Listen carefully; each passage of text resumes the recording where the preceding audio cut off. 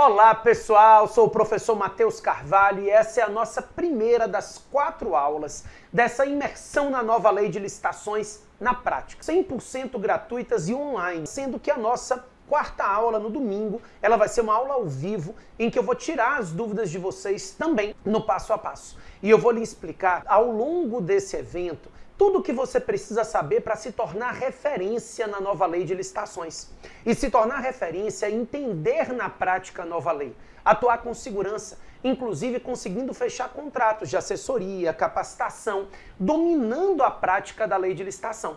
E não me importa se você tem anos de experiência ou se você está começando agora. Eu sei que parece muito bom para ser verdade e eu queria começar com um vídeo bem rapidinho, mostrando a vocês como as pessoas que estavam na mesma situação de vocês hoje já dominam e aproveitam a nova lei de licitação. Dominam licitações e contrato na prática, com segurança. Dentro desses 2 meses, eu consegui fazer um volume muito bacana. Não tem problema nenhum em falar que era mais de 1.400.000. Para as empresas que eu trabalho, foi tudo dentro de 2 meses. Hoje eu falo que se eu tivesse desistido no começo, teria me arrependido muito, porque tem me aberto portas de emprego, trago novos contratos para mim, de consultoria. Por algumas pessoas, por alguns empresários já ser considerado um especialista, não tem dinheiro que pague nesse mundo. As pessoas estão me dando mais valor, tanto o procurador como os outros advogados da Procuradoria sempre se reportam a qualquer dúvida à minha pessoa. Isso é muito gratificante. Eu cheguei na licitação, quando eu vi a mudança na lei, eu vi agora é a hora de eu me igualar e passar os que estavam mais tempo lá atrás, que eram mais reconhecidos do que eu. Hoje eu me sinto muito mais seguro. Então eu chego nos municípios, nos que eu assessoro, nos que eu não assessoro ainda, e falo que eu tenho conhecimento para fazer a implantação, porque os municípios pequenos eles sofrem muito no início para a implantação, né? Inclusive eu já estou com 2 municípios para poder fazer a implantação, já me ajudando a conseguir clientes. Eu posso dizer assim, com muito orgulho mesmo, que eu sou a única pessoa da atuação hoje da administração pública aqui de Pouso Alegre que entrou como assistente, virou assessora, virou gerente e que hoje está num cargo nomeado de superintendente. Se alguém pergunta assim, o que você é, hoje eu falo, sou especialista em licitações e contratos. A segurança que eu consigo transmitir, eu digo a vocês, eu passei de 2 contratos para 10 contratos fixos. E o meu primeiro contrato foi um contrato de R$40 mil. Então, a segurança, ela é representada para mim nesse primeiro contrato. Posso falar que eu tive um primeiro contrato de R$40 mil. Eu não sei se vocês são professores, mas o que é mais gratificante de um professor é ver o resultado positivo dos seus alunos. Encontrar alunos bem-sucedidos significa que eu tive sucesso naquilo que eu estava buscando. E quando eu vejo esse tipo de vídeo, quando eu vejo esse tipo de resultado, eu fico muito, mas muito feliz. Por isso, pessoal, a gente vai conversar aqui ao longo desse evento como fazer para dominar na prática com segurança a Lei 14.133, aplicando esse método único que a gente estudou e aplicou ao longo dos últimos anos. E olha, oportunidades não surgem todos os dias na vida da gente. Eu descobri isso até pelo que aconteceu na minha vida. É porque hoje vocês olham pra mim e imaginam que eu nasci desse jeito. E não é verdade. Eu perdi meu pai aos 11 anos de idade, não sabia exatamente qual era o caminho que eu iria tomar. Eu nunca tive um escritório na família, nenhum advogado famoso, e eu decidi fazer direito. E ao longo da faculdade eu não sabia se as coisas iam dar certo. Decidi fazer concurso, perdi vários. Até que eu passei nos concursos que me interessavam. Também outros me interessavam e eu perdi, né? Mas aquele concurso que hoje eu assumi, estou lá até hoje, trabalhando inclusive com licitações e contratos. Quando eu comecei a dar aulas, eu fui convidado pela editora para publicar o Manual de Direito Administrativo. Isso tem mais ou menos 13, 14 anos. E eu não estava preparado. Eu não me sentia preparado para escrever o manual, mas eu sabia que era uma oportunidade, que a editora iria colocar aquele livro como o livro de administrativo da editora e que ele teria sucesso. Então, eu corri atrás e tudo isso veio gerando os frutos que eu tenho colhido hoje. E é isso que vai acontecer com cada um de vocês. Quando a gente está no momento bom da nossa vida profissional, a gente olha para trás e vê a trajetória que a gente viveu e as oportunidades que a gente aproveitou. Esse é um momento que vocês precisam enxergar a grande oportunidade que nós temos. Claro, é uma via de mão dupla. É uma grande oportunidade e é um grande desafio para aqueles que trabalham com a nova lei de licitações. Um grande desafio, inclusive, com riscos de responsabilização. Então, nesse momento, vocês vão encontrar servidores que estão preocupados com a responsabilização e outros que estão aproveitando esse momento para conseguir se tornar referência na nova lei. Olha, a gente pode falar aqui de vários alunos que estão atuando hoje nessa área, que abriram escritórios e que estão prestando consultoria. A Laís, minha aluna lá de Santa Catarina, ela além de manter o cargo público que ela tinha entrado, ela hoje está trabalhando com capacitação e consultoria em vários outros órgãos. O Glauber é a mesma coisa. A Patrícia, que a gente conheceu lá em Pará de Minas e que é minha aluna também na nova lei de licitação, ela também hoje, além da função pública, acumula com atividades em vários outros órgãos. Então, o que a gente tem visto é isso. As oportunidades são poucas na vida da gente. E quando você aproveita essas oportunidades, você tende a ter resultados. A demanda é muito grande por profissionais qualificados. Mas demanda para quê? Demanda para prestar capacitação, consultoria, assessoria, implantação, revisão de normativos, montagem de fluxo, elaboração de ATPs e artefatos, mapa de risco, plano de contratação anual. Então, no fim das contas, pouca gente está qualificada. E esse é um momento. Agora, você vai precisar de método para se sentir confiante e com segurança para isso. Então eu quero começar falando um pouquinho de como essa transição está acontecendo agora, tá? Então, vamos lá entender como é que essa transição está acontecendo. A Lei 14.133, ela foi publicada no dia 1º de abril de 2021 e ela não teve vacácio. Ela entrou em vigor na data da publicação.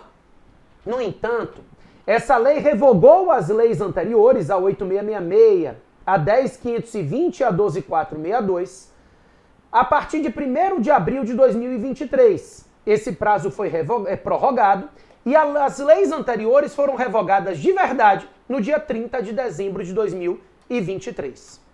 Então, a partir do dia 1º de janeiro de 2024, somente a nova lei de licitações pode ser utilizada para novas contratações. Claro que a gente sabe que já existem contratações que foram iniciadas sob a égide da lei anterior e que continuarão vigorando sob a égide da lei anterior, tá? Isso é importante termos na cabeça. Então, se houve o início de um processo licitatório no final de 2023 e esse procedimento licitatório se alongou para 2024, os contratos que decorrerem dele, as atas que decorrerem dele, continuarão sendo regidas pela 8666. Então imagine, por exemplo, que você assinou um contrato agora em fevereiro, o processo começou em outubro, em fevereiro, em março desse ano de 2024, você assinou um contrato de prestação de serviço continuado de limpeza por 12 meses, prorrogáveis até 60.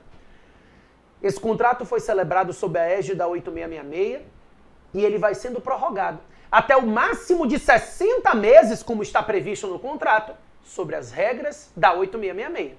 O que significa dizer que nós vamos ter que conviver com as duas legislações durante bastante tempo. Tá? A ideia é de que a 8666 vai continuar valendo e vigorando para todos os processos licitatórios cujo início se deu sob a égide da lei anterior, ainda em 2023, tá? Então, as atas que foram firmadas agora sob a égide da 8666 durarão 1 ano sob a égide da lei anterior e os contratos decorrentes dela serão firmados também sob a égide da lei anterior. Então a 8666 ainda vai conviver um pouco com a lei 14.133.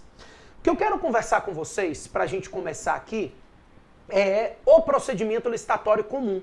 Esse procedimento licitatório que é utilizado tanto na concorrência quanto no pregão. Então, seja concorrência, seja pregão, o procedimento licitatório comum vai seguir essa ordem que eu vou te mostrar aqui. Ó. Nós abrimos a fase preparatória, que é o que a gente vai conversar daqui a pouquinho. Daí vai ser feita a divulgação do edital, a apresentação das propostas e o julgamento das propostas para depois habilitar. Você está vendo esse tracinho? O edital pode inverter as fases. No edital, é possível que haja uma previsão de inversão de fases para habilitar primeiro e analisar a proposta depois. Mas a regra, agora, é primeiro abrir proposta, julgar a proposta para depois habilitar. Daí temos a fase recursal e no final homologa esse procedimento licitatório, tá? Dentro desse contexto, o que sofreu maiores mudanças, é o que eu quero conversar com vocês agora, foi a fase preparatória. Como é que essa fase preparatória vai funcionar? A lei estabelece rapidamente, em grossíssimas linhas, o seguinte: a fase preparatória se inicia com a elaboração do estudo técnico preliminar. Depois, o documento de demanda, né? Então, vai se elaborar um documento de demanda pelo demandante e a elaboração do ETP. Em regra, responsabilidade do demandante. O estudo técnico preliminar deve, a princípio, ser elaborado pelo órgão demandante. Quem demanda é quem tem maior qualidade técnica para detalhar o objeto que ele está demandando. Daí o processo segue para a elaboração da pesquisa de preço. Vai ser feito, então, o termo de referência, no qual, inclusive, será necessária a declaração orçamentária com o bloqueio do valor. Se a gente estiver diante de um processo licitatório para ata de registro de preço, não há a necessidade desse bloqueio de valor. Daí, elabora-se a minuta do edital e do contrato e o processo segue para a elaboração do parecer jurídico.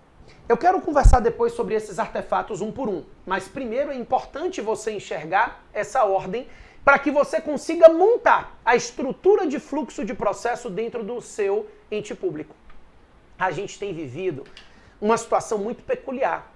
Os órgãos públicos editaram regulamentos, muitos deles copiando ou a lei federal, a normativa federal, ou copiando outros municípios que copiaram os normativos federais.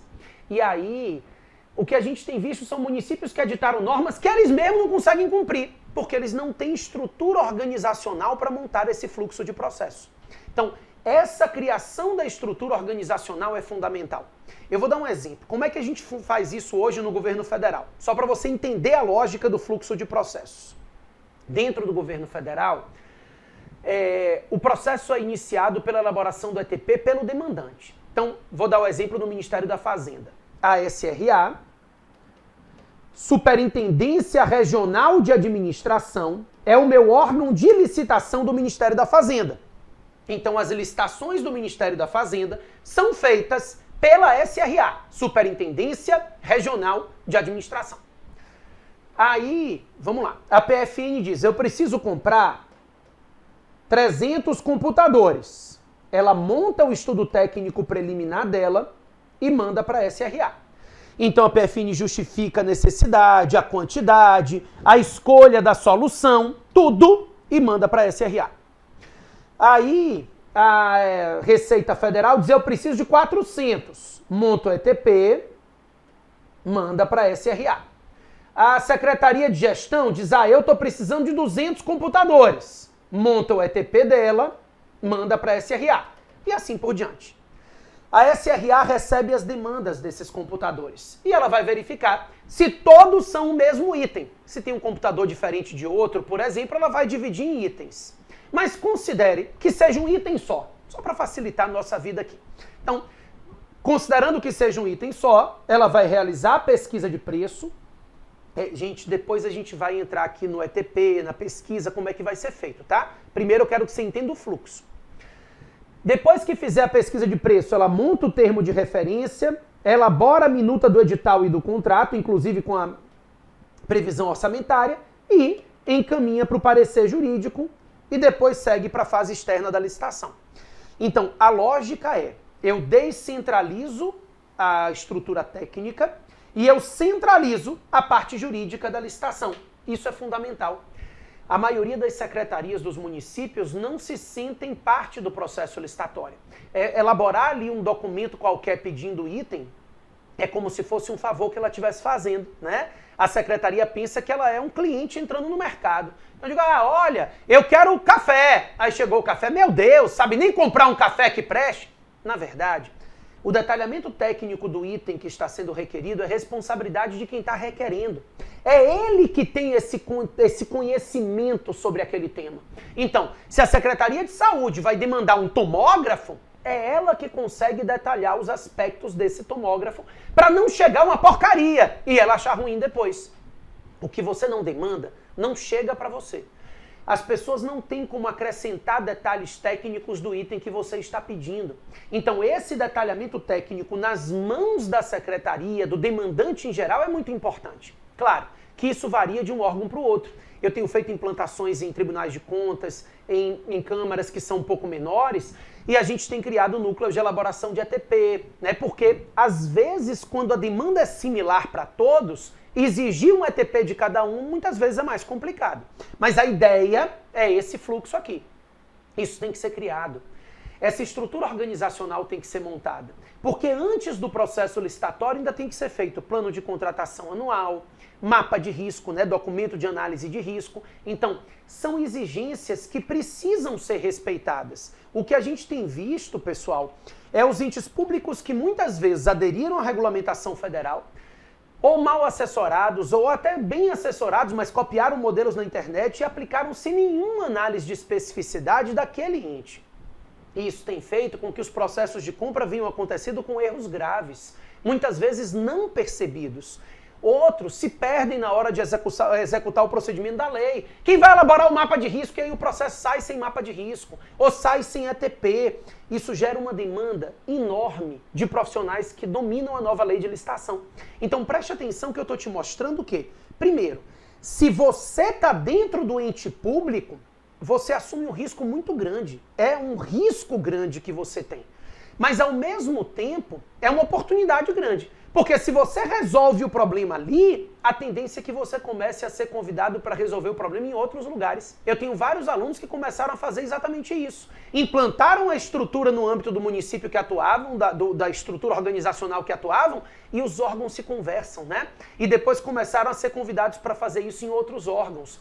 Porque a pior coisa que pode acontecer para um gestor público é ser responsabilizado. Pior é ser notificado e assumir o risco de uma responsabilização. Na prática, eu que trabalho com licitação, você que trabalha com licitação sabe disso. A gente morre de medo de ser notificado, principalmente quando você é uma pessoa honesta, né? Então, nesse momento, você que é procurador, você que é assessor, pregoeiro, gestor, essa é uma oportunidade. É um perigo. E, ao mesmo tempo, é uma oportunidade de ter seu nome lembrado com a nova lei de licitação. É você ser lembrado pela sua segurança, pela sua competência e amanhã ou depois conseguir fechar contratos com os vizinhos, com os órgãos vizinhos também. E isso é agora, pessoal. Não é para depois, não é para amanhã, não é para daqui a alguns meses. Isso precisa ser feito o quanto antes. Aqueles que conseguirem atuar na transição de forma intensa vão formar o seu nome e mudar a sua vida profissional. Eu digo que quando a gente olha para trás na nossa vida profissional, a gente consegue enxergar os momentos em que a gente deu um passo para mudar a trajetória da nossa vida profissional, porque todos vão depender de vocês. Todos vão depender de quem tenha esse conhecimento, de quem tenha essa autoridade, como a gente costuma dizer. Imagine o prefeito, o gestor procurando você, sendo reconhecido todos os dias pelas pessoas à sua volta. Você é a referência na nova lei de licitação. Isso fortalece o seu nome, como acontece com muitas das pessoas que eu dei exemplos aqui. Eu falei da Laís, da Dayana, eu falei da Patrícia. São pessoas que ainda estão nos órgãos públicos, elas têm cargo público e não saíram. O Sérgio, eles continuam lá, tá? O Glauber, mas eles ao mesmo tempo começaram a atuar prestando essa consultoria. Alguns não têm órgãos públicos, então o Guido, o Cristiano, eu tenho outros exemplos de alunos que não têm cargo público, mas atuam diretamente prestando essa assessoria e que têm assumido aí uma quantidade muito grande de contratos, fechado vários contratos de revisão de implantação, de ajuste de fluxo. Pessoal, a carreira dessas pessoas decola. Porque nós temos uma demanda imensa e uma quantidade pequena de profissionais qualificados, né? A gente começa a ver essas pessoas recebendo convite para fazer capacitação, para orientar na nova lei de licitação. E isso pode acontecer com você agora, na hora que você começar a se portar e se apresentar como referência na nova lei. E o motivo desse destaque desses profissionais é porque hoje a gente vive um momento único. um momento de transição da lei, um momento em que os órgãos e entidades não estão preparados. E não estão preparados principalmente porque todos acreditavam que a lei seria prorrogada de novo no final de dezembro. Quando ela não foi, a implantação foi feita de qualquer forma. E os riscos são imensos de responsabilização mais adiante. Então, é simples. Quando você passa a entender a prática, quando você passa a ter esse conhecimento prático, você tem o segredo para resolver o problema deles. Pessoal, não adianta você dizer, mas eu então vou fazer uma pós-graduação. Não é isso que eles precisam agora. Eles não precisam de alguém que tenha um conhecimento teórico e acadêmico, eles precisam de alguém que resolva o problema especificamente. E olha, da mesma forma que eu estou falando de órgãos públicos, eu estou falando de empresas. Empresas que não querem perder os contratos que têm com a administração e que precisarão se adaptar à nova lei de licitação. Ou empresas que nunca contrataram e que conseguem enxergar a oportunidade de aumentar o seu faturamento contratando com o poder público, porque agora o PNCP está aberto para todos. Então, a lógica aqui é você montar o seu portfólio e mostrar para essas empresas como você pode mudar a vida delas, tá? Mas vamos lá. Dentro dessa estrutura, pessoal, a lei prevê uma lógica de segregação de funções. E aí essa segregação de funções é o que tem gerado aí um grande problema para muitos dos municípios. O Tribunal de Contas da União criou uma estrutura de metaprocesso e disse o seguinte, olha, o procedimento licitatório vai se dividir em 3 grandes etapas do metaprocesso. A fase de planejamento, que é a fase preparatória, a seleção do fornecedor e a gestão contratual. Nessa fase de planejamento, como nós já dissemos, temos o ETP, a pesquisa de preço, o termo de referência e a minuta do edital e do contrato. A seleção do fornecedor é feita pelo agente de contratação e a sua equipe de apoio. E a gestão do contrato, nós temos o fiscal, ou fiscais, e o gestor do contrato. Primeira regra trazida pelo TCU é que quem atua numa etapa do metaprocesso não pode atuar na seguinte, imediatamente. Você vai dizer, mas isso é óbvio. Não é óbvio. Eu estou lhe dizendo, por exemplo, que o pregoeiro ou agente de contratação não pode elaborar e assinar a minuta do edital, porque ele vai estar atuando em 2 etapas seguidas do metaprocesso. Então, isso é importante. Enxergar que esse fluxo precisa ser revisto é importante. Isso pode gerar uma nulidade do seu contrato. E já imaginou declaração de nulidade 2, 3, 4, 5 contratos? Olha o desespero da gestão no momento que isso acontece. Então, preste atenção. A lógica é, eu preciso que a pessoa que elabore o ETP não seja a mesma da pesquisa, nem a mesma do TR, nem a mesma do edital. Agora, quem atua na fase de planejamento depois pode ser o fiscal do contrato? Claro, é até bom. Quem elabora o estudo técnico preliminar, depois pode ser o fiscal técnico para receber o objeto e ver se ele atende o detalhamento técnico. Não há problema. O que não pode é a atuação em 2 etapas seguidas do metaprocesso. E nem a atuação na mesma etapa. Então aqui eu preciso que o ETP seja feito pelo demandante. Eu preciso de um setor de pesquisa, um de TR e a elaboração da minuta do edital separados. Também quem é fiscal não pode ser gestor do contrato. E o agente de contratação não pode atuar em nenhuma das outras etapas além da fase externa desse procedimento licitatório. Essas são regras de segregação de funções que precisam ser montadas por meio da estrutura de fluxo. Você vai ter que criar a estrutura do fluxo, vai ter que organizar a estrutura do ente público para que isso possa ser seguido. Pessoal, não pode ser caso a caso, não pode ser casuístico. Isso tem que ser decidido de forma padronizada para todas as contratações. Então, o que a gente tem visto são implantações nos entes públicos nas quais eles esqueceram de montar a estrutura organizacional. Então o ente diz assim, tem que elaborar o mapa de risco. Ótimo, quem vai fazer? O plano de contratação anual tem que ser publicado até o mês de maio. E quem vai fazer? O ETP precisa conter tais requisitos que ele copiou do governo federal. E quem vai elaborar? Então, esse tipo de estrutura organizacional precisa ser feito. Senão, os processos vão estar com problemas. Vamos entender aqui. Como eu disse a vocês, eu queria falar um pouquinho de cada uma das etapas. Começo pela elaboração do estudo técnico preliminar. O ETP é regulamentado hoje no artigo 18, parágrafo 1º da Lei 14.133 e na IN 58 de 2022. Esse estudo técnico preliminar tem vários requisitos a serem respeitados. Eu queria focar no entendimento do que é esse documento. Primeiro, o ETP precisa fazer um levantamento de mercado para enxergar as soluções existentes no mercado para atender aquela demanda. Pessoal, existem sempre várias soluções para atender a mesma demanda, embora a gente não enxergue isso, tá? Então, por exemplo, quando eu entrei no governo federal, a gente fazia aquisição de veículo. Aí gastava uma fortuna com manutenção, era um inferno. Depois, decidimos que não faríamos mais aquisição de veículos. Substituiu-se a aquisição de veículos pela locação de veículos. Recentemente, a quantidade de utilização de veículo começou a ser baixa, substituiu-se a locação de veículo por Taxigov. Então, a ideia é que eu vou ter que escolher a melhor solução para atender a minha demanda naquela situação. Limpeza.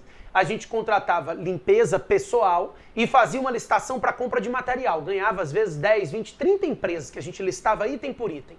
E aí, o rapaz que ganhou a bucha não trazia, aí pegava emprestado com outro órgão, que o de lá não tinha trazido o bombril. Então, era um inferno. Nós chegamos a uma solução de fazer a limpeza por metro quadrado, abrangendo material e mão de obra. Então, a ideia do ETP é essa: verificar as hipóteses de mercado e fazer a justificativa da escolha da solução. Então, eu fiz um levantamento de mercado, vi quais eram as soluções possíveis e escolhi a minha solução. E expliquei: a minha solução é essa por causa disso, disso e disso. Depois que você fizer isso, você vai ter que fazer a justificativa das quantidades do que você está pedindo. Outro problema muito comum, né? Os órgãos públicos, eles não fazem justificativa de quantidades. Então, vai comprar cadeira, precisa de quanta? Ah, não sei, deve ser umas 300, não sei, 600. Ah, pede logo 10 mil, né? Porque é uma ata, não sou obrigado a pedir mesmo, depois eu vejo o que eu faço. Então, a gente tem atas que não correspondem à realidade, porque não se quantifica a contratação. Não se tem o cuidado de justificar as quantidades, como você chegou naquelas quantidades. Então isso vai ter que ser apresentado aqui também. Daí vai ser feita uma estimativa preliminar de preço. Preliminar. Porque depois a pesquisa de preço que vai valer para a licitação vai ser feita.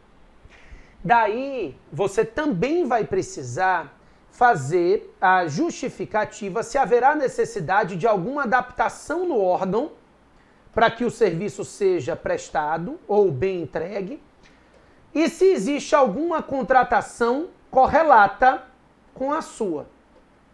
Então você vai informar se existe alguma necessidade de adaptação no órgão e se existe alguma contratação correlata. Parecem coisas simples, e são, mas a gente deixa de lado, né? Eu fui fazer capacitação outro dia no município e tinha lá uma lousa digital, eu digo, eu posso usar. Ah, doutor, a gente não consegue usar isso aqui não. A gente veio o dinheiro do FNDE, a gente comprou, mas tem que trazer um cabo de não sei onde para fazer isso, quebrar a parede. Ou seja, o órgão tinha que ter tido uma adaptação para comprar a lousa, senão não vai servir para nada. Então, eu preciso verificar se a estrutura já está apta a receber aquele produto, serviço, ou se é necessária alguma contratação correlata. Também já preciso checar se haverá alguma necessidade de justificativa de diminuição de impacto ambiental. Então vai gerar resíduo, vai ter algum impacto específico, eu já tenho que apresentar aqui. Dentre outras coisas, tá? Vai fazer o parcelamento do objeto, ou vai adquirir o objeto de uma vez só. Então, esse tipo de detalhamento vai ter que ser feito no ETP. O ETP é você pensar o seu contrato. A verdade é que a gente não está acostumado a pensar os nossos contratos. A gente assina, e eu estou falando a gente assim, o órgão público, ele assina o contrato que ele usa há mais de 30 anos. Quando a Lei 8666 foi publicada, alguém montou uma minuta de modelo de contrato e é usado até hoje. E os problemas se repetem, porque ninguém pensa na contratação quando vai fazer o novo contrato. E isso é um problema. Então o ETP é esse pensamento. É o demandante dizendo, ó, não quero mais desse jeito, eu agora quero assim, porque me atende melhor, por causa disso, daquilo outro. Então, é a apresentação daquilo que ele vai precisar. E o órgão está preparado para aquilo ali? Pessoal, eu já me deparei com situações de contratação de merenda escolar terceirizada para fazer a merenda na escola, em que depois que a contratação estava toda pronta, licitação contratada, e primeiro dia de aula, a moça da merenda fez assim, não tem fogão, não tenho como fazer a merenda.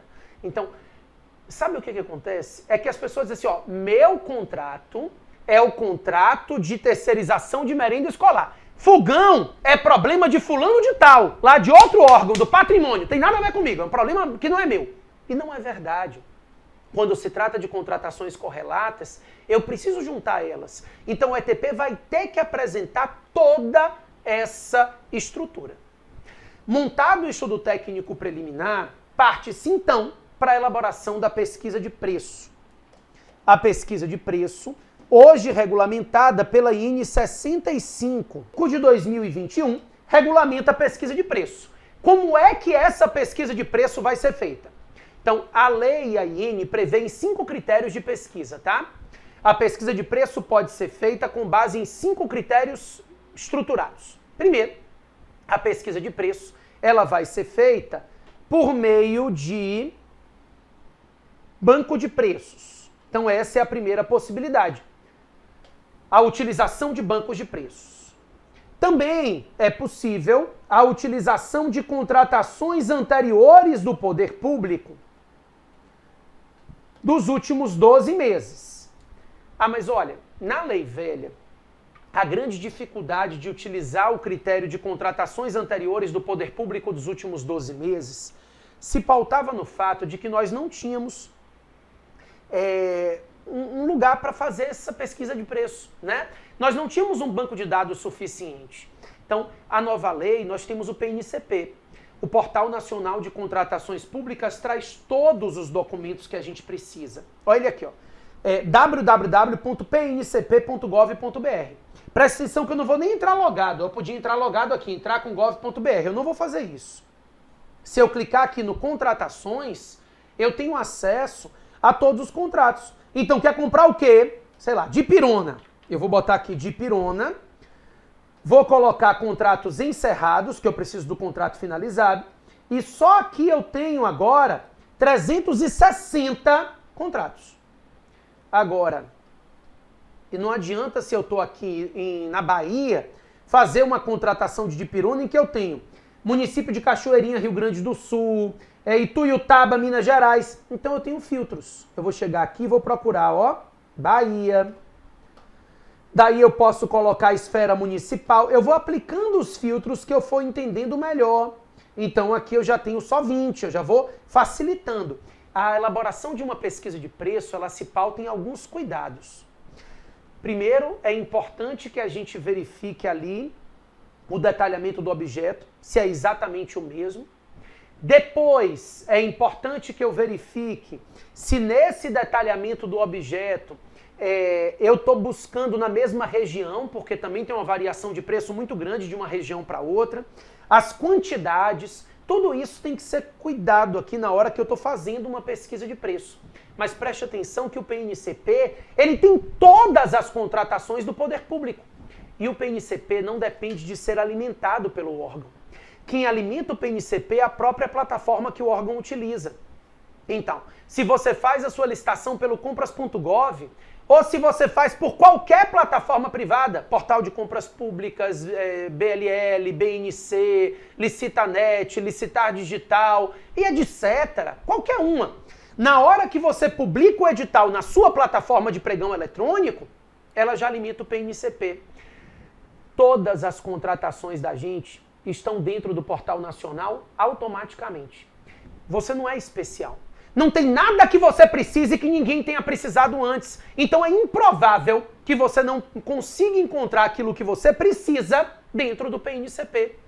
É por isso, diante dessa facilidade, que a lei estabeleceu que esses critérios, na verdade a IN 65 estabeleceu, que esses critérios a partir de agora, serão critérios prioritários. A prioridade é fazer a pesquisa de preço por meio de banco de preços ou contratações anteriores do poder público nos últimos 12 meses. Eu não posso usar como critério prioritário a pesquisa com 3 fornecedores. Por quê? Os fornecedores é como se a raposa estivesse tomando conta do galinheiro, né? Eles normalmente apresentam proposta com sobrepreço para depois ganharem a licitação. Então, muitas vezes, a pesquisa de preço não é feita da forma correta. E aí a gente não tem controle do nosso preço e a gente reclama depois da contratação quando ela sai. Né?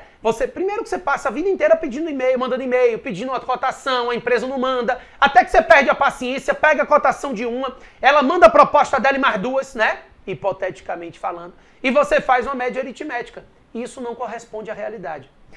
Então a lei estabeleceu, e a IN 65, isso. A partir de agora, a prioridade é a pesquisa por meio de bancos de preço ou contratações anteriores do poder público dos últimos 12 meses. Se, excepcionalmente, não se conseguir utilizar a pesquisa de preço dessa forma, aí você pode justificadamente fazer a pesquisa de preço por meio de cotação com fornecedores, no mínimo 3. Também pode fazer a pesquisa de preço por meio de site de fornecedores ou ainda por meio do sistema de nota fiscal eletrônica do governo federal. Então, preste atenção que você passa a ter a pesquisa de preço com particulares em caráter excepcional. Deixa de ser regra e passa a ser uma exceção, tá? Então, pessoal, e tudo vai para dentro do PNCP. Todas as formas de pesquisa, todas as estruturas, você precisa entender isso na prática. Esteja você atuando para o órgão público, esteja você atuando para as empresas. É porque quem atua com a empresa tem que mostrar à empresa que você tem acesso ao PNCP, que se ela não ganhar a licitação, você consegue vislumbrar qualquer irregularidade daquele procedimento licitatório imediatamente. A publicidade na nova lei muda de rumo em relação ao que nós tínhamos na lei anterior. Na lei anterior, as licitações eram públicas, mas para você ter acesso a um processo licitatório, você protocolava, pedia ao órgão, passava meses, né? Agora, todo mundo tem acesso com um clique. Você clica no PNCP e você tem acesso a absolutamente tudo. Então, isso muda a perspectiva. Você, como advogado da empresa, diz, olha, a gente vai encontrar irregularidade aqui e vai anular esse processo licitatório. E do outro lado, os órgãos públicos precisam de um procurador, de uma consultoria ou de uma assessoria que diga, olha, fique tranquilo que eu vou te blindar. A gente vai montar isso aqui com cuidado para que não aconteça esse tipo de problema. Pessoal, fracionamento de dispensa, contratações irregulares, isso vai ser detectado de forma imediata. A nova lei não é como a lei anterior. A gente agora consegue detectar tudo imediatamente. E o maior fiscalizador de todos vai ser o fornecedor. Porque ele não está preocupado com moralidade. É o faturamento dele que está em jogo. Verificou uma irregularidade que afastou ele da licitação, ele vai lá, judicializa, suspende, impugna, e é isso. Então, olha, o que a gente tem visto hoje? 3 coisas têm acontecido.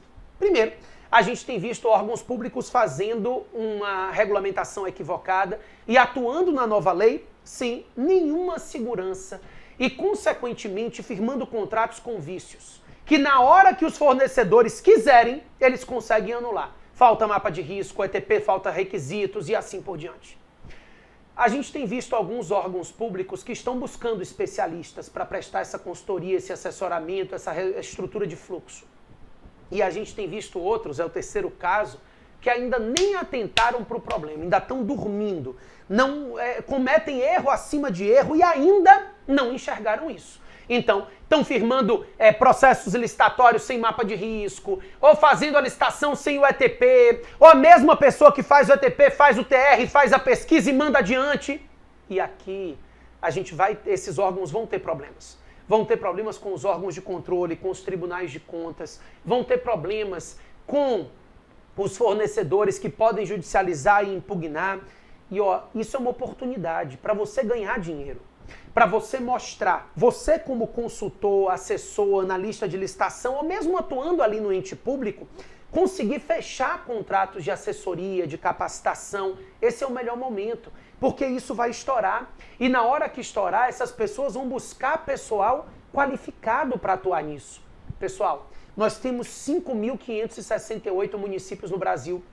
Estou falando de prefeituras, fora as câmaras municipais, fora as autarquias, os órgãos estaduais, federais. São milhares de órgãos públicos.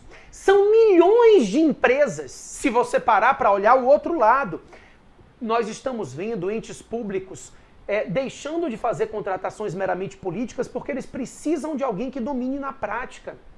São milhões de empresas que precisam atuar e contratar com a administração pública. Inclusive, a gente vai falar um pouquinho sobre isso nas próximas aulas. Pessoal, nós temos uma demanda imensa e pouquíssimos especialistas que consigam atuar com efetividade, com qualidade e com segurança na nova lei de licitação. Então, isso é o mar de oportunidades. É você conseguir enxergar a discrepância entre a demanda do produto e o profissional que consiga entregar ele. Isso a gente viu o Sérgio fechar mais de R$200 mil em contratos agora, um aluno aqui do especialista referência. O Cristiano, que já fechou com 8 câmaras municipais para prestar essa assessoria no estado de Pernambuco. Então, eu estou dando exemplo de vários alunos, mas eu também posso dar do outro lado, o Guido, o Patrick, alunos que fecharam com empresas e que hoje estão prestando consultoria a essas empresas e impugnando os editais e os processos licitatórios irregulares. Inclusive, tive que fazer defesas já de 2 empresas por inexecução contratual à luz da 14133. E isso me deu uma autoridade grande, né? E de lá pra cá, não faltou dinheiro. Pouco ou muito, todo dia a gente ganha. Porque, por exemplo, recentemente nós tivemos aqui, para as empresas que eu assessoro, que são 4, na área de saúde, houve um reajuste nos valores dos serviços feito por portaria. O que foi que eu fiz? Eu cheguei para todos eles e disse, houve um reajuste de 50%. Vamos pedir à prefeitura para que elas reajustem nossos contratos? Fiz um ofício, mandei para as 4 prefeituras. Todas as 4 reajustaram. Ou seja, foi um acréscimo de 50% no faturamento de cada uma das empresas. Ou seja, eu trouxe solução. É isso que eles me pagam, me contratam, para que eu dê soluções a eles. E onde é que eu vou buscar as soluções? Dentro do curso. Pelos 2 meses que eu já estou, né, 2, 3 meses, eu já tive muitos resultados favoráveis. Às vezes, um mês todo para ganhar um salário mínimo. O especialista já me propôs fazer um recurso para ganhar esse valor em 2 horas. Um recurso. E outra, eu consegui reverter. O recurso foi provido, né? O licitante saiu do 0 para 600 mil. Ele pagou esse valor rindo. Pessoal, em terra de cego, quem tem um olho é rei. E a nova lei de licitação ainda é terra de cego. Na transição está todo mundo perdido. E alguns não sabem que estão perdidos. Esses são os que vão precisar de você ainda mais. Então, ao mesmo tempo que você consegue enxergar um risco grande de responsabilização, você enxerga um mar de responsabilidade para aqueles que estão entendendo os problemas. Mas é oportunidade para quê? Para capacitar a equipe, para dar consultoria na implantação, revisar a implantação, fazer reajuste de fluxos, representar empresas em pregões, em licitações, em concorrências e dispensas, assessorar os entes públicos. É demanda que não acaba mais. A 8666 tinha 30 anos e até hoje muitas pessoas ainda tinham dificuldade na lei velha. A nova lei, ela é um grande desafio. Então, aproveite essa oportunidade. E como eu disse, não adianta imaginar que essa é a hora de fazer uma pós. Gente, inclusive, nós temos a turma do especialista referência, que a gente vai abrir agora 15 de abril de novo, e tem opção de pós dentro dela. Mas se a ideia é ter o título de pós, a gente faz isso. Mas não adianta entrar numa pós-graduação acadêmica e teórica, porque as pessoas estão precisando agora de conhecimento prático. De alguém que diga, olha, tá aqui o seu portfólio, tá aqui o plano de contratação anual. E eu vou fazer o que com esse plano de contratação? Calma, a gente vai contratar um publicador, vai colocar ele dentro do PNCP. Então vou criar a sua estrutura organizacional para alguém ficar responsável por esse plano dentro do Portal Nacional. Ou seja, alguém que tenha conhecimento prático, que entre no sistema, que resolva o problema dele. Pessoal, dentro do especialista, só para vocês terem uma ideia, a gente fechou uma parceria com o Portal de Compras Públicas para abrir página de teste para os alunos, justamente para começar a ter conhecimento prático, conseguir mexer nos sistemas, entrar no PNCP. Isso é fundamental. Tranquilo? Mas vamos lá. voltando para o que eu estava dizendo para vocês, a gente então finalizou o ETP, foi feita a pesquisa de preço, passa-se a elaboração do termo de referência. Então, ETP, pesquisa de preço, o TR. Esse é regulamentado pela IN 81 de 2022. O termo de referência, pessoal, ele possui alguns requisitos. O artigo 6º, inciso 23 da lei, traz os requisitos dele. E também a IN 81. Eu não vou entrar um por um aqui agora. O que eu quero que você entenda é que esse TR tem o detalhamento técnico. Então, ele tem que ter o detalhamento técnico do objeto que está sendo adquirido. E esse detalhamento técnico é uma informação que ele colhe do ETP, que ele já recebeu. Também o termo de referência precisa ter o orçamento estimado, que é o valor máximo que a administração vai pagar pelo bem. Isso ele colhe na pesquisa de preço que foi feita. E o TR vai acrescentar os aspectos jurídicos da licitação. Então aqui ele vai informar a modalidade licitatória, o critério de escolha do vencedor, as sanções contratuais, as regras de obrigações do contratante e contratado, etc. Então, a pessoa que vai montar o termo de referência, ela vai buscar as informações técnicas apresentadas no ETP, acrescentar a estimativa orçamentária que foi feita e montar a estrutura jurídica daquele processo licitatório. Aqui vai ser apresentada, inclusive, a declaração orçamentária com o bloqueio do valor e encaminha-se para a elaboração da minuta do edital e do contrato. Depois disso, a fase externa é encaminhada para elaborar, a fase interna, desculpe, é encaminhada para a elaboração do parecer jurídico. O parecer jurídico não analisa o edital, ele analisa toda a fase preparatória. Claro, a gente sabe que é um parecer que não é um parecer vinculante, né? Mas é raro alguém contrário a esse parecer e ele vai apresentar toda essa atividade. Pessoal, você que entende isso e que entende o detalhamento todo, consegue atuar dos dois lados. Você consegue atuar para as empresas, porque como você entende o fluxo do processo na fase preparatória, se a empresa para a qual você presta assessoria não venceu aquela licitação, você consegue encontrar os vícios e anular aquele procedimento licitatório e gerar benefício para a sua empresa. Então, a ideia é você agregar ao seu cliente, mostrar o que você pode agregar para ele. Se você presta assessoria para os órgãos públicos, o que você busca é o oposto. Ou se você já é um agente público, ou muitas vezes você nem é advogado, mas você atua com licitação e quer atuar ali perante os entes públicos, fechando contratos com eles. Então, nesse momento, o que você tem que fazer é o oposto, é dizer, olha, aqui a gente vai te dar segurança, para nenhuma empresa conseguir depois gerar nulidade do seu processo.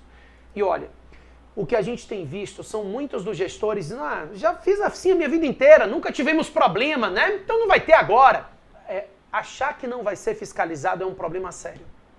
A nova lei de licitação, como eu lhe disse, bota a gente trabalhando dentro de um aquário. Tudo que acontece de errado está no acesso para todo mundo. O PNCP, ele coloca tudo aberto para todas as pessoas. A gente conseguiu vislumbrar já uma quantidade grande de fiscalizações ao longo dos últimos anos. A gente teve aqui notificação do Tribunal de Contas do Estado de São Paulo. O Tribunal de Contas do Estado de Minas Gerais fez uma auditoria e aplicou multa ao prefeito municipal. Depois ele aplicou multa ao secretário municipal de administração, ao pregoeiro.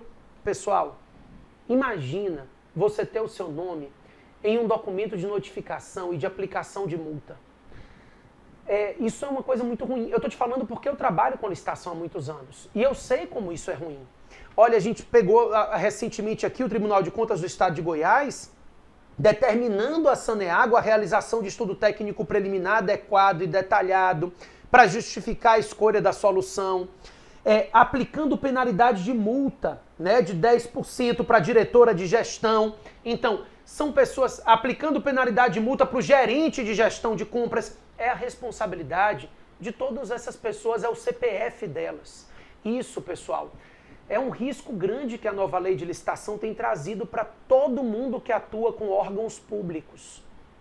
olha, e como eu disse a vocês, esse é um medo que nós temos todos os dias, quem trabalha com licitação. E se você consegue transformar isso em oportunidade, você também resolve o seu problema. Então eu tenho muitos alunos, e aqui eu falei já exemplo de uns, eu vou dar o exemplo de outro. Eu posso falar aqui da Ana Cristina, da Silmara, que entraram como servidores públicos aqui no especialista, na turma da gente. O intuito deles era justamente evitar essa responsabilização. E depois de evitar a responsabilização, eles enxergaram a oportunidade de atuar prestando esse serviço para evitar a responsabilização de outros gestores e ganhar dinheiro com isso. Então, aquela ideia de que numa guerra alguns choram, outros vendem lenço, né? Então, é você enxergar que ao mesmo tempo que a nova lei traz um risco muito grande de responsabilização, e traz, e a gente tem visto isso começar a acontecer, eu acho que ao longo desse ano isso vai aumentar e muito, mas ao mesmo tempo isso gera uma oportunidade para aquele que está preparado para evitar a responsabilização do gestor. Esses gestores, esses agentes, eles precisam de você.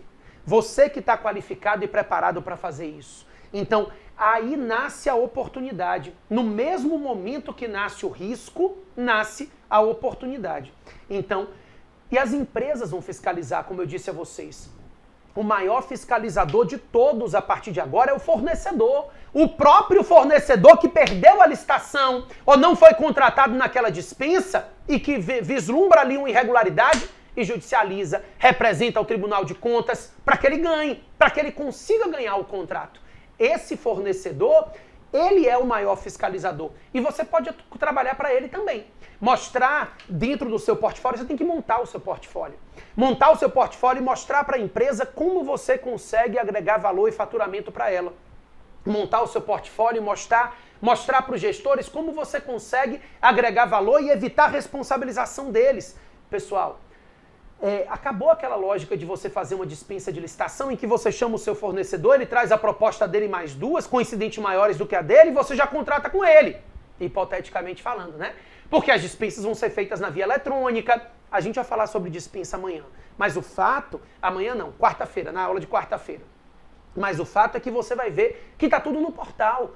Todas as dispensas, as contratações, todas vão para o PNCP, e isso é um risco e ao mesmo tempo uma oportunidade, tá? Agora, eu quero falar de plano de contratação anual, mas antes eu queria falar dos municípios com menos de 20 mil habitantes. Aliás, antes de tudo isso, eu queria convidar vocês a fazerem uma coisa. Pessoal, faz um story sobre a sua participação aqui no nosso curso e marca o @especialista_referência. Deixa eu botar aqui para você. @especialista_referência. Pode marcar meu Instagram também, @MatheusCarvalhoProf. Porque nós vamos dar visibilidade a você, a sua classe, a sua qualificação, a sua capacitação aqui. Então, faz um stories assistindo a nossa aula e posta, marcando esses Instagrams aqui, porque nós vamos republicar, nós vamos dar para vocês também esse tipo de visibilidade. É assim que você mostra que está se tornando referência, é assim que você mostra que está qualificado, tá? Então, não basta ser especialista, tem que ser reconhecido e referência, e para isso você precisa se apresentar como tal. Mas ó, eu queria falar um pouquinho rapidamente dos municípios com menos de 20 mil habitantes. Esses têm bastante dificuldade. Primeiro porque eles têm que seguir a nova lei integralmente, tá? A lei cria pequenas ressalvas para ele. Então, os municípios com menos de 20 mil habitantes, até esse prazo de 6 anos agora são 3, tá? Porque eles têm até abril de 2027. Então eles têm até abril de 2027 que eles não precisam nomear agentes de contratação pregoeiros efetivos, por enquanto não precisam fazer licitações na via eletrônica e nem fazer a divulgação obrigatória no PNCP. Então, a princípio, são ressalvas para eles. Todo o restante, esses municípios precisam cumprir, inclusive as regras de segregação de funções, a elaboração de artefatos, e não é fácil. Montar a estrutura organizacional para garantir a segregação de funções em municípios menores ainda é mais complexo.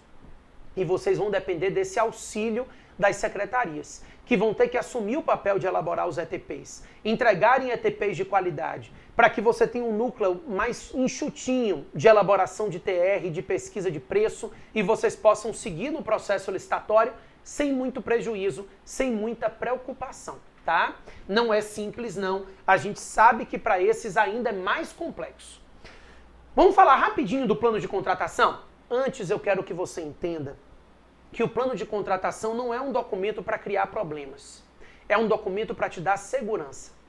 A nova lei pauta no planejamento as contratações públicas. E quanto maior a estrutura de planejamento, menos risco de você cometer erros no procedimento licitatório. Então, hoje o plano de contratações anual é regulamentado pelo decreto 10947 de 2022. E aí ele divide o plano em duas etapas, tá? A primeira etapa é a elaboração do documento de formalização de demanda, que tem que ser feito até o dia 1º de abril de cada ano. Você pode regulamentar prazos diferentes, não tem problema. O fato é, até 1º de abril de cada ano, você deve pedir a seus demandantes, no caso as secretarias, em prefeituras, por exemplo, enfim, os demandantes, para elaboração do DFD. O documento de formalização de demanda é o mini plano de contratação de cada demandante. Então, nesse documento de formalização de demanda, eles vão fazer o detalhamento dos itens que eles pretendem comprar,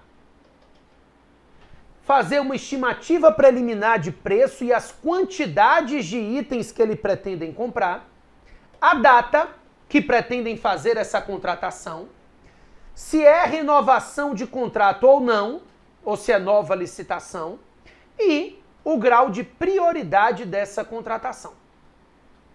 Então, isso é um plano de contratação anual. Ele vai, aqui primeiro o documento de formalização de demanda. Ele vai apresentar o detalhamento dos itens, detalhar cada um deles, definir as quantidades, fazer uma estimativa de preço, dizer a data que ele pretende comprar. Gente, mas até a data é porque a gente sabe a data. A gente faz uma ata de registro de preço para comprar papel. Essa ata é assinada, sei lá, 1º de abril de 2023. Eu já sei que eu preciso de uma nova ata em 1º de abril de 2024. Na data que eu assinei, eu já sei que ela dura um ano. Mas eu lembro quando? Sei lá, 2 de abril, né? Depois que venceu. Então aí começa tudo urgente. Agora, pelo amor de Deus, parecer rápido, tudo parecer retroativo, hipoteticamente falando. Por quê? Na prática, eu já sabia daquilo ali, mas eu não uso as informações que eu tenho. Então essa é a lógica do planejamento. Eu vou receber esses documentos de formalização de demanda e transformar num único plano de contratação anual para a prefeitura. A Câmara vai fazer o dela, né? Esse plano vai ser publicado dentro do PNCP até o dia 15 de maio de cada ano. Então, se você abrir o PNCP, deixa eu abrir aqui para mostrar a vocês. Se eu abrir aqui, eu vou abrir no PNCP, ó, no plano de contratação anual. E aqui eu tenho os planos de todo mundo. Então, quando eu pego aqui, por exemplo, o Ministério da Ciência, Tecnologia e Inovações, Universidade Federal Fluminense, Instituto Federal de Alagoas. Vamos lá. Instituto Federal de Alagoas. Vamos pegar outro aqui. Instituto Federal de Ciência e Tecnologia de Santa Catarina. Tá vendo? Eu tenho todos os planos de contratação aqui.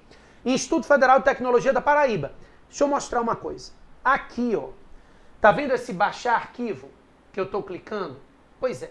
Nesse baixar arquivo, eu tenho o plano de contratação consolidado do Instituto Federal.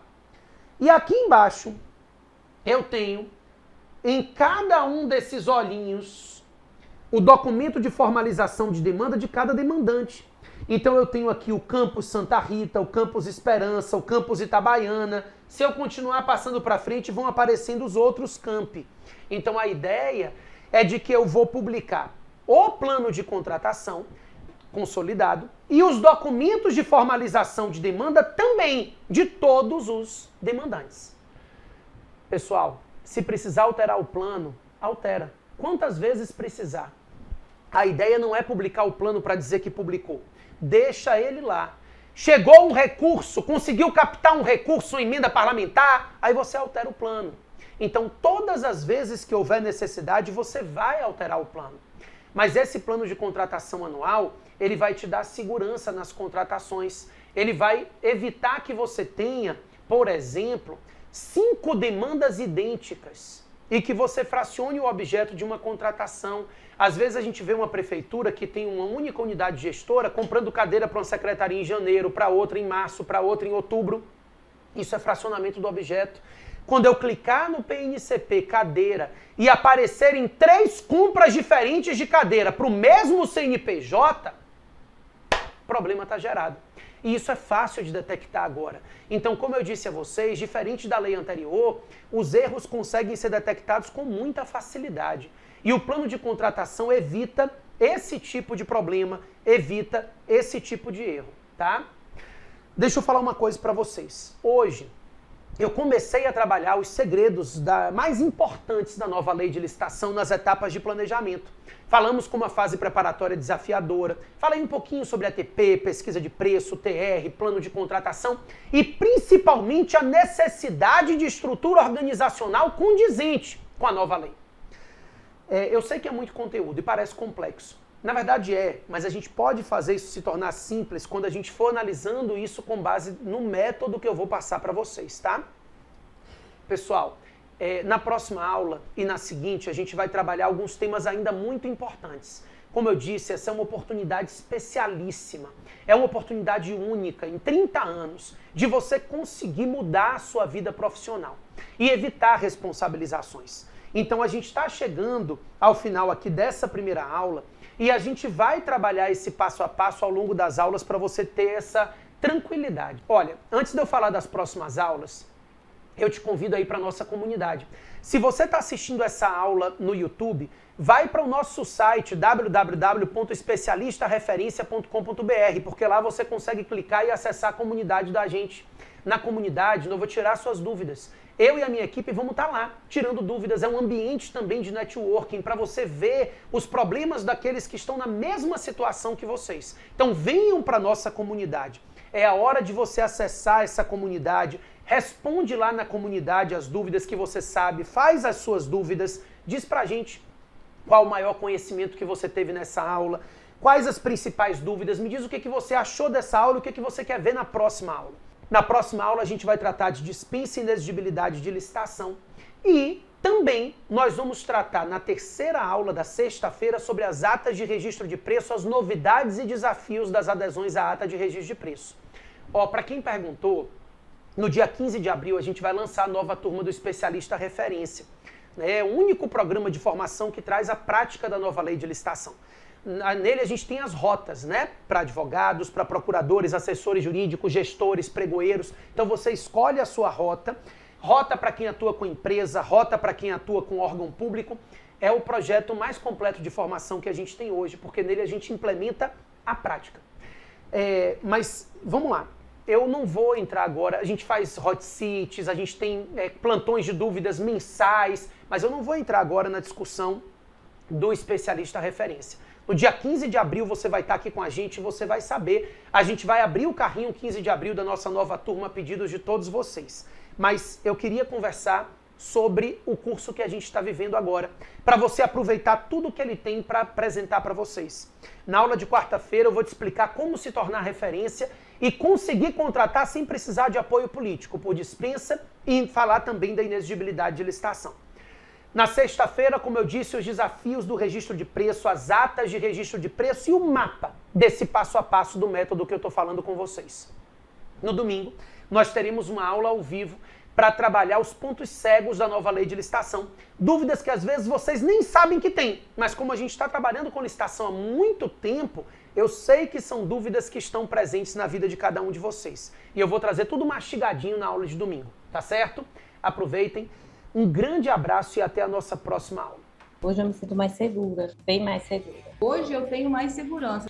Você sente seguro em dar resposta ali? E dá essa segurança. Muito segura. Eu estou sentindo segurança. A gente vai sentindo essa segurança. Se alguém pergunta assim, o que você é, hoje eu falo, sou especialista em licitações e contratos. Está crescendo cada vez mais essa segurança. Hoje eu me sinto muito mais seguro. Da insegurança virou segurança, né? Então me deu segurança total, se tornando ali referência para aquelas pessoas. Então você acaba recebendo mais indicações, você acaba sendo mais procurada. Profissionalmente é um horizonte que se abre muito grande. E hoje eu posso dizer, hoje tem segurança do que está fazendo, o que está falando, como fala, toda essa dinâmica.